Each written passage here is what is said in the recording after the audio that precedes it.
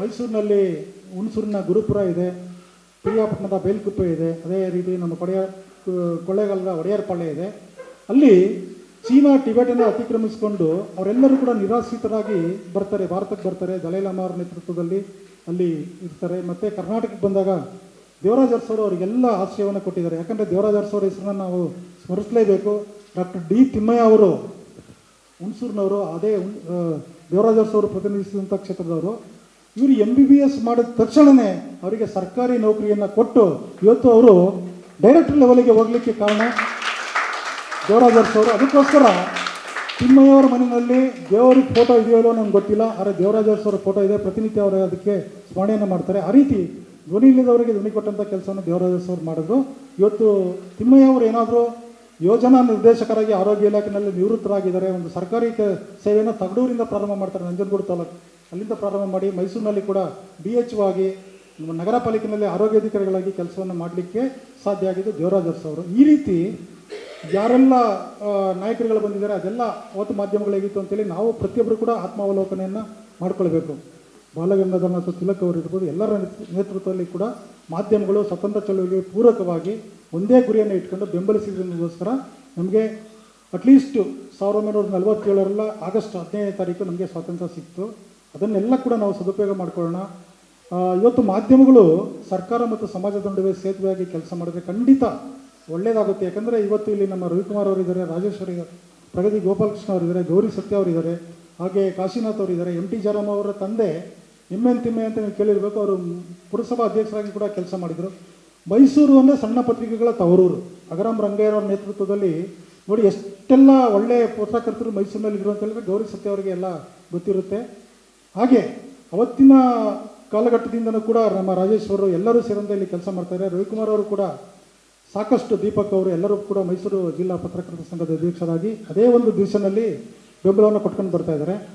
ಸ್ನೇಹಿತರೆ, ನಿಮಗೆ ಎಷ್ಟು ಪರಿಸ್ಥಿತಿ ಕೆಟ್ಟದಾಗಿತ್ತು ಅಂತ ಹೇಳಿದ್ರೆ, ಸುಬ್ರಾಯನ ಕೆರೆ ಗೊತ್ತಲ್ಲ, ಎಲ್ಲರಿಗೂ ಗೊತ್ತಾ? ಸುಬ್ರಾಯನ ಕೆರೆ ಗೊತ್ತು, ಸದ್ವಿದ್ಯಾ ಸ್ಕೂಲ್ ಗೊತ್ತು. ಈಗ ಮೊನ್ನೆ ಸ್ವಾಮಿ ವಿವೇಕಾನಂದರ ಸ್ಮಾರಕ ಆಯಿತು, ಅಲ್ಲಿಗೆ ವಿವೇಕಾನಂದರು ಬಂದಿರೋ ಅಂತೇಳಿ ಗೊತ್ತು. ಮರಿಮಲ್ಬಾಸ್ ಕಾಲೇಜ್ ಗೊತ್ತು. ತಾತಯ್ಯ ಅವರ ಹೆಸರು ಕೇಳಿದ್ದೀರಾ? ವೆಂಕಟಕೃಷ್ಣಯ್ಯ ಅಂತೇಳಿ ಅವರ ಹೆಸರು. ಅವ್ರಿಗೆ ತಾತಯ್ಯ ಅಂತಲೇ ಪ್ರಖ್ಯಾತರು. ಅವರು ಕೂಡ ಪತ್ರಿಕೆಗಳ ಮೂಲಕ ಹೋರಾಟ ಮಾಡಿದ್ರು. ನಿಮಗೆ ಲ್ಯಾನ್ಸ್ಡೌನ್ ಬಿಲ್ಡಿಂಗು ಮತ್ತು ಬಸ್ ಸ್ಟ್ಯಾಂಡ್ ಪಕ್ಕದಲ್ಲಿ ಅವರ ಒಂದು ಸ್ಟ್ಯಾಚ್ಯೂ ಇದೆ ನೋಡಿ. ಒಬ್ಬ ಪತ್ರಕರ್ತ, ಒಬ್ಬ ಸ್ವತಂತ್ರ ಹೋರಾಟಗಾರರಿಂದ ಅವರು ಒಬ್ಬರು ಪತ್ರಕರ್ತರು. ಅವರು ರಘುರಾಮ್ ಅವರು ಯಾವಾಗಲೂ ಹೇಳ್ತಿರ್ತಾರೆ, ರಾಜರ ಆಸ್ಥಾನದಲ್ಲಿ ರಾಜರನ್ನು ಕ್ವಶನ್ ಮಾಡಿದಂಥ ಪತ್ರಕರ್ತರು ಯಾರು? ತಾತಯ್ಯನವರು.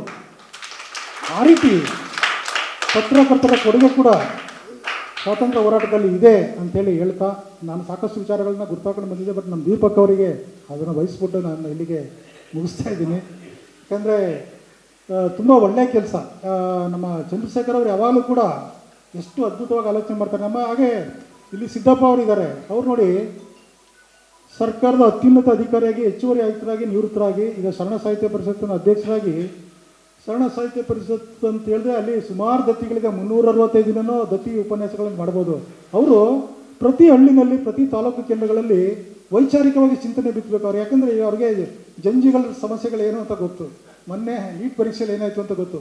ಮಕ್ಕಳನ್ನು ವೈಚಾರಿಕವಾಗಿ, ವೈಜ್ಞಾನಿಕವಾಗಿ ನಾವು ತಯಾರು ಮಾಡಬೇಕು. ಬುದ್ಧ, ಬಸವ, ಅಂಬೇಡ್ಕರ್ ಅವ್ರ ವಿಚಾರಗಳನ್ನು ತುಂಬಬೇಕು ಅಂತೇಳಿ ನಾನು ಇವರು ಮೂವರ ಹೆಸರನ್ನು ಮಾತ್ರ ಪ್ರಸ್ತಾಪ ಮಾಡ್ತಾಯಿಲ್ಲ. ಯಾರೆಲ್ಲ ದಾರ್ಶನಿಕರು ಭಾರತದಲ್ಲಿ ಬಂದಿದ್ದಾರೆ ಅವರೆಲ್ಲರೂ ಕೂಡ ಸಮಾಜ ನಿರ್ಮಾಣ ಮಾಡಬೇಕು, ಸಾಮರಸ್ಯ ಇರಬೇಕು, ಶಾಂತಿ ಇರಬೇಕು, ಸಹಬಾಳ್ವೆ ಇರಬೇಕು, ನಮ್ಮ ಸ್ವಾತಂತ್ರ್ಯ ಸದುಪಯೋಗ ಆಗಬೇಕು. ನೋಡಿ ಮಕ್ಕಳೇ, ಇವತ್ತು ಇಡೀ ಪ್ರಪಂಚದಲ್ಲಿಯೇ ಭಾರತ ಬೃಹತ್ ಪ್ರಜಾಪ್ರಭುತ್ವ ರಾಷ್ಟ್ರ ಯಾಕಾಯಿತು ಅಂತ ಹೇಳಿದ್ರೆ ಬಿಕಾಸ್ ಆಫ್ ನಮ್ಮ ಸಂವಿಧಾನದ ಅಡಿಪಾಯ ಗಟ್ಟಿಯಾಗಿರೋದ್ರಿಂದ ನಾವೆಲ್ಲ ಇವತ್ತು ಉಳಿದಿದ್ದೇವೆ. ಪಕ್ಕದಲ್ಲಿ ಶ್ರೀಲಂಕಾದಲ್ಲಿ ಏನಾಯಿತು, ಬಾಂಗ್ಲಾದಲ್ಲಿ ಏನಾಯಿತು, ಪಾಕಿಸ್ತಾನದಲ್ಲಿ ಏನಾಗ್ತಾ ಇದೆ ಅಂತೇಳಿ ನೀವೆಲ್ಲ ಗಮನಿಸಿದ್ರೆ ನಮ್ಮ ಬಿಕಾಸ್ ಆಫ್ ನಾವು ಯಾಕಂದರೆ ಕಾಶ್ಮೀರಿಂದ ಕನ್ಯಾಕುಮಾರಿವರೆಗೆ ಎಷ್ಟೆಲ್ಲ ಭಾಷೆಗಳಿದೆ, ಎಷ್ಟೆಲ್ಲ ಧರ್ಮಗಳಿದೆ, ಎಷ್ಟೆಲ್ಲ ಜಾತಿಗಳಿದೆ, ಎಷ್ಟೆಲ್ಲ ದೇವರುಗಳಿದೆ.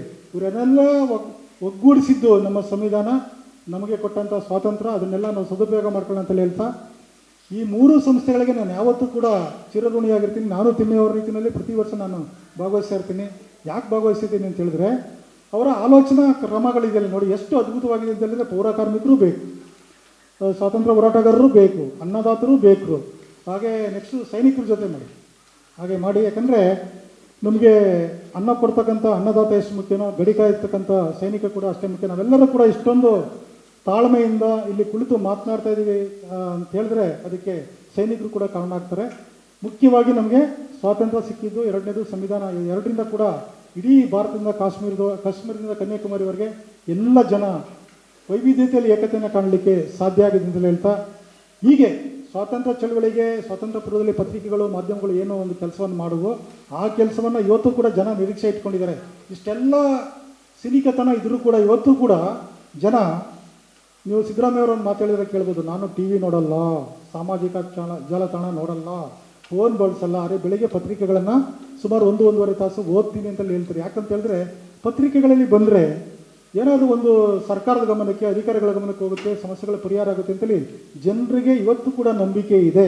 ಅದಕ್ಕೋಸ್ಕರ ಇವತ್ತು 3 ಸಂಘಟನೆಗಳು ಸೇರಿ ಮೋಹನ್ ಕುಮಾರ್ ಆರಾಧ್ಯವರ ಚಿತ್ರ ಪ್ರದರ್ಶನ ಜೊತೆಗೆ ಮೈಸೂರಿನ 10 ಜನ ಹಿರಿಯ ಪತ್ರಕರ್ತರನ್ನು ಸನ್ಮಾನಿಸುವ ಮೂಲಕ, ಆ ಮೂಲಕ ಸಮಾಜಕ್ಕೆ ಒಂದು ಸಂದೇಶವನ್ನು ಕೊಡ್ತಕ್ಕಂಥ ಕೆಲಸವನ್ನು ಮಾಡಿದ್ದಾರೆ.